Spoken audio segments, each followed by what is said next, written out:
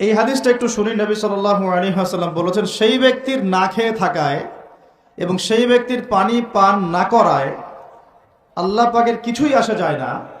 যে ব্যক্তি রোজা রেখে মিথ্যা বলা ছাড়তে পারে নাই, অশ্লীলতা ছাড়তে পারে নাই, হারাম ছাড়তে পারে নাই, সেই ব্যক্তির না খেয়ে থাকায়, সেই ব্যক্তির পানি পান না করায়, সেই ব্যক্তি যে স্ত্রী সহবাস করলো না, এগুলোতে আল্লাহ পাকের কিছুই যায় আসে না।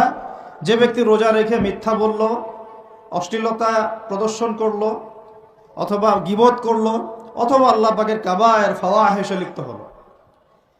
তার মানে কুতিবা আলাইকুমুস সিয়াম কামা কুতিবা আলাল্লাযিনা মিন ক্বাবলিকুম লাআল্লাকুম তাত্তাকুন, এটা অর্জন করতে হলে রোজা রেখে আমাকে আল্লাহ পাকের সমস্ত হারাম ছেড়ে দিতে হবে।